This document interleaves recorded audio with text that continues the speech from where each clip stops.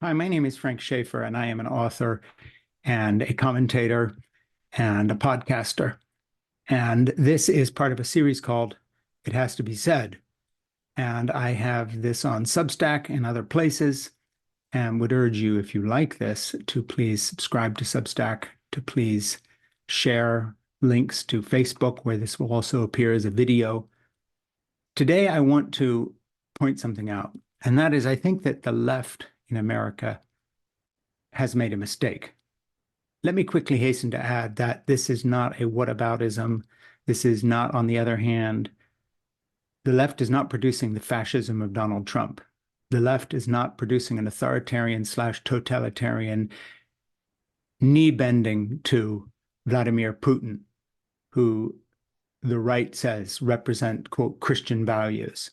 That said, once in a while, it's time to look within. And I am a political activist. I am progressive. I tend to vote for, well, I'll be honest, I vote only for Democratic candidates. And I guess I call myself a liberal. That said, I see a lot of problems emerging in the left today. We saw an example of that when the presidents of 3 prestigious Ivy League schools were unable to give a clear answer about a moral question. And that's being used by the right to hammer away at colleges and so forth. But we see a general unease with the uncertainty and chaos that follows in the wake of a lot of left-wing ideas. People don't do well with uncertainty. People don't do well with chaos. If the left and the Democrats lose elections in the future, a lot of it will have to do with the pushback, which is then manipulated by the far right, by people like Fox News, the Daily Mail, and the rest of the Rupert Murdoch empire, and exaggerated by them, whether that's crime and shoplifting or homelessness or immigration issues or whatever. But that doesn't mean there aren't problems. So today, let me focus on what I think is the kind of suicide note the left is writing to our culture that, unless addressed, really hurts us and really hurts our political future, because it gives an excuse to the right to crack down, as it were, on the disorder fomented by the left. And here's how I would put it. I think that when you look at the identity politics that has been roaring through our institutions since the 90s, the sort of diversity and inclusion projects that we have that have come out of the gay rights movement, that have come out of the trans movement, that follow the idea that we are all defined by race and the color of our skin, that divide human culture into oppressors and the oppressed, that really have sided with the enemies of Western civilization in a way that I feel is completely stupid. When, love it or not, Western civilization is where we live. It's where our values come from. I would put it this way, and that is that the worst aspect of identity politics, the worst aspect of this simplistic idea of the oppressor and the oppressed, or that the color of skin or gender or sexual orientation defines us, and that's who we are, boils down to this. It gives us an excuse personally, individually, as well as socially, to ignore a much more basic fact. And that is, we human beings may be biological machines, but we look at the world through spiritual eyes. We want morality and order in our lives. We are not simply the color of our skin or our gender or our sexual orientation. We are not the oppressed or the oppressor. We are more than that. We are people who want order in our lives. And this may surprise you, the basis of that order is not freedom of speech. It's not political. It's certainly not racial. It's the ability to find beauty in our daily lives. And there is so much that the left has been strangely silent about that has hammered away at the ability of us to find beauty in our lives. Let me take a few items, not in any order of importance, just randomly, that jump out as the disorderly conduct that has not been addressed by the left as we look at everything in politicized terms. Take, for instance, the fact that 10 and 11-year-old boys, and girls for that matter, are being routinely desensitized now as they stare into their phones and absorb porn from the youngest ages.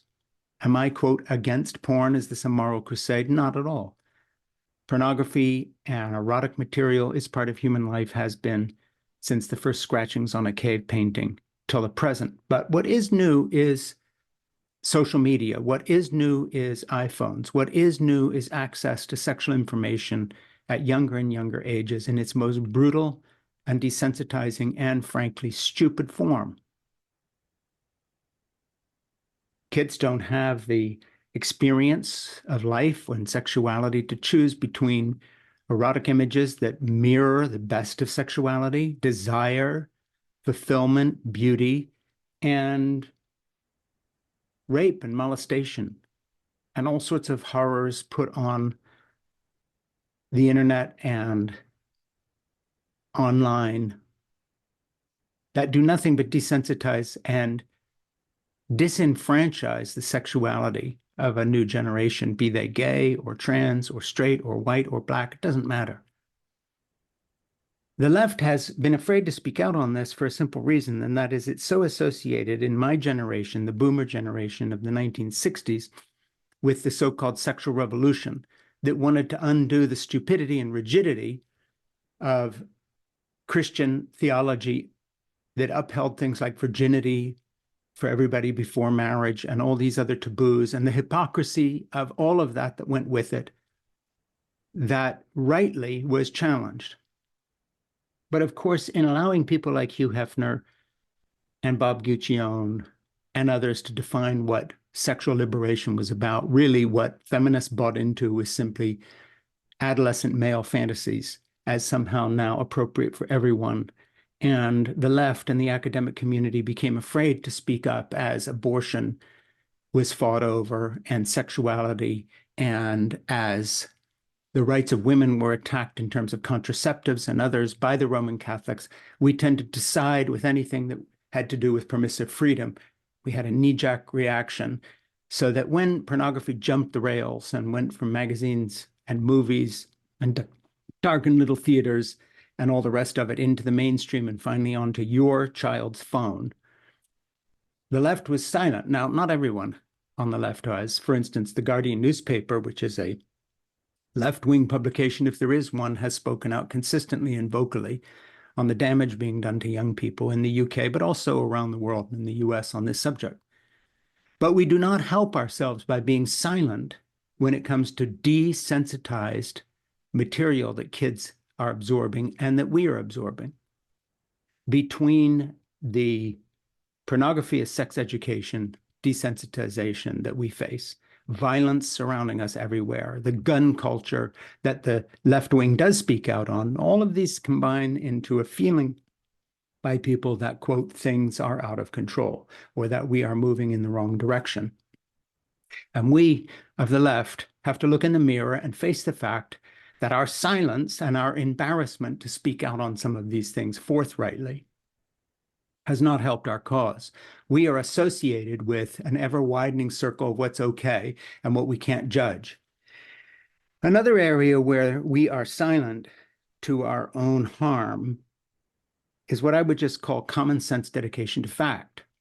Now, we see the craziness of the conspiracy theory movement when it comes to the anti-vaccine movement and so forth and so on. And those on the left have spoken up for science and fact and all the rest of it. But why have we been so silent when it comes to just straight up human evolution and biology? For instance, right now I am reading a book that I'm going to be doing quite a bit with when it comes to my podcast. I'm going to be interviewing the author Kat Bohannon on her book, Eve, how the female body drove 200 million years of human evolution. And one of the things I'm going to be talking to her about is the fact that her book seems to, put in a plug for gender being real. There is such a thing as a woman. There is such a thing as a man. That has nothing to do with the fact that gay people are born gay or that people who suffer from gender dysphoria declare themselves as trans and that their body does not match how they feel. It's in no way a contradiction of that. She comes out clearly on the side of trans people and their feelings. But that said, there was a generation of feminists who tried to paper over biological difference and evolution. And if, in effect, we're almost afraid of science because it contradicted some of their own social movements' ideas. And Kat has gone a long way to dispense with that in terms of the new generation of feminism that seems less afraid of science. But what was the result? Well, men and women are, quote, not the same.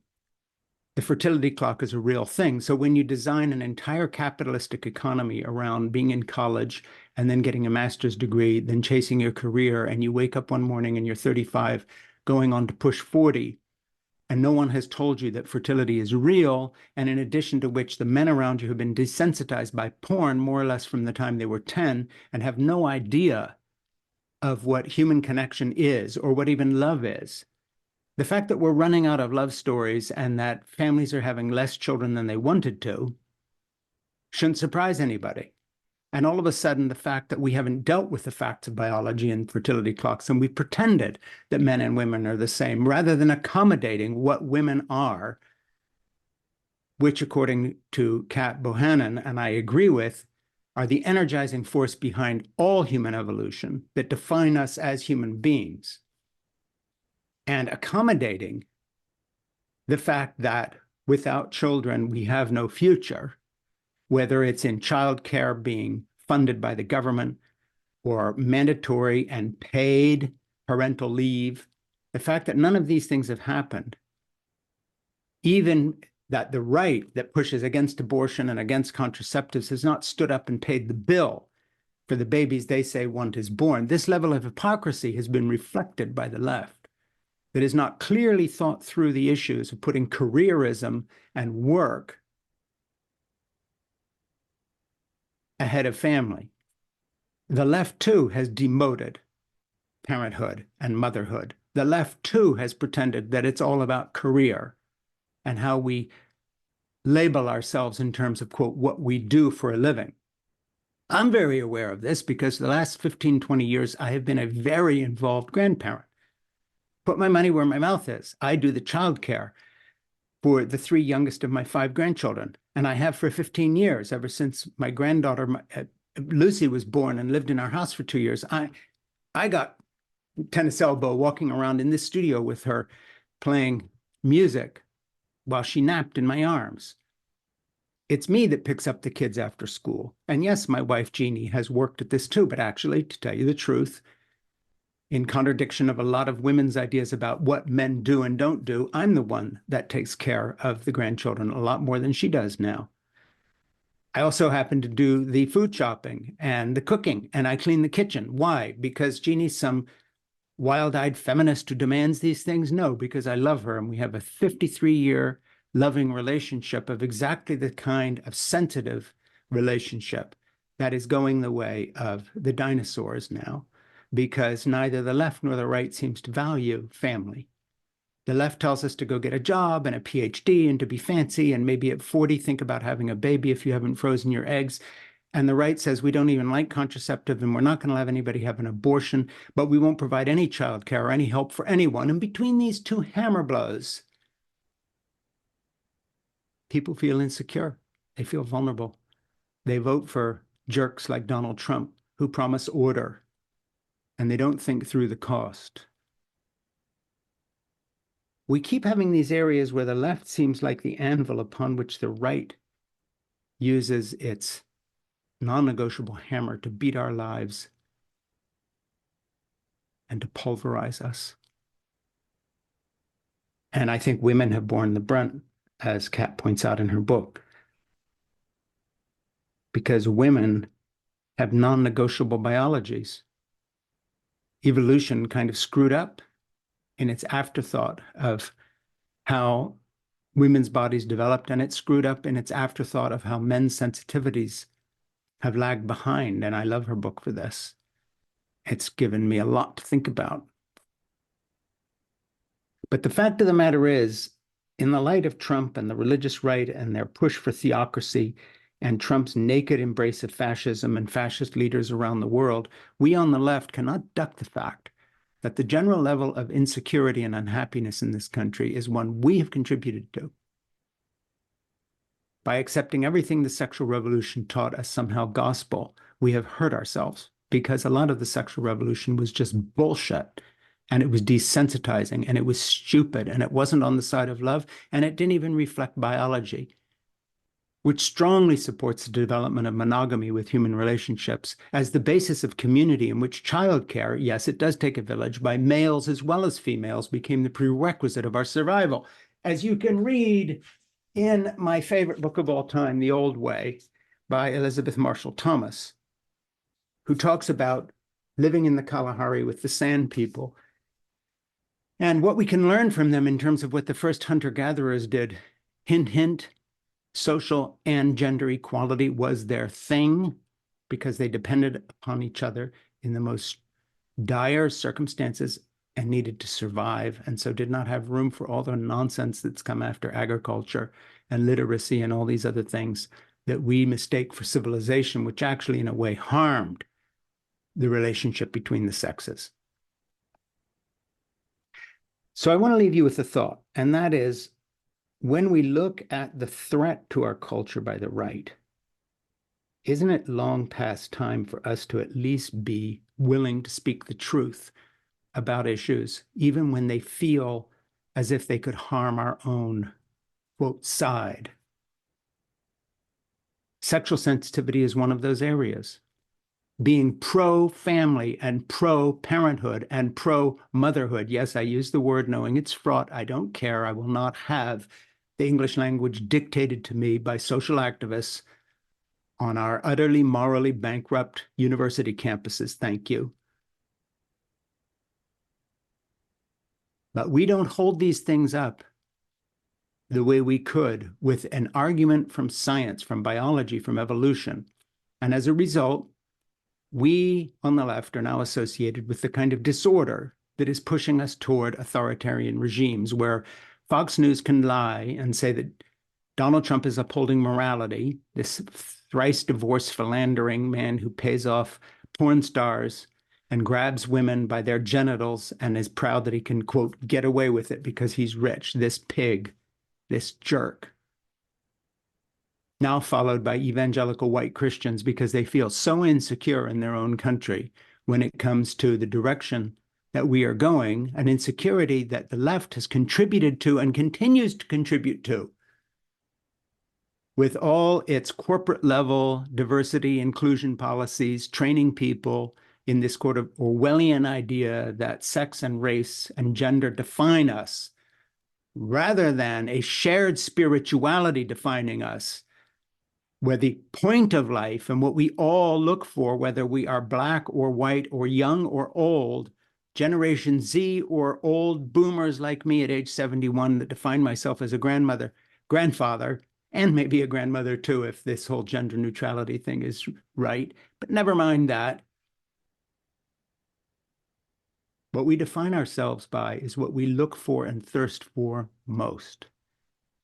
And it is not political correctness, and it's not correct pronouns. And it's not to give a break to the young black woman on the editorial staff and promote her to editor because of the color of her skin. And it's not for me to hang on to power as a white male, privileged in my culture, and to see the rest of the world as inferior. And it's not to divide the world into oppressor and oppressed, and white and black, and brown is good and white is bad. It is something else. It is that we each really wish, what we really want fundamentally is to find beauty and meaning in our lives. And to do that, we need a feeling of security. And to do that, not everything has to be challenged at any given moment.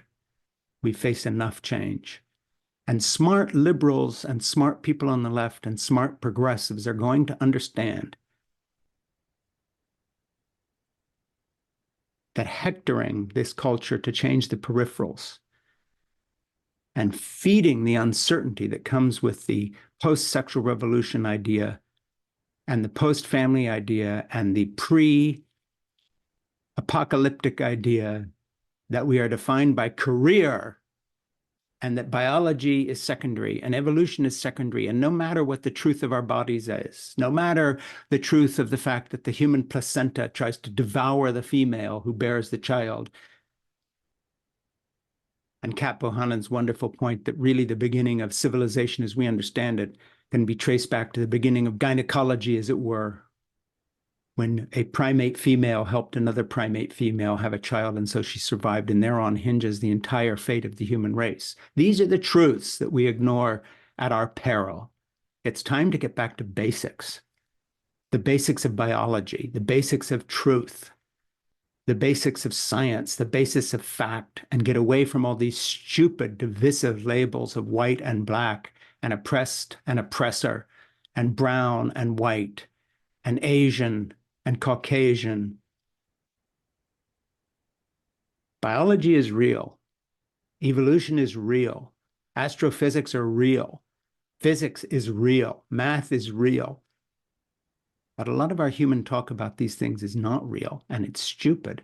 And the left is just as capable of bottomless, divisive stupidity that leads to all of us feeling uncertain about our futures as the right wing is. The difference is we face a fascist right wing that will take advantage of our, and that is the left's, stupidity. My name is Frank Schaeffer.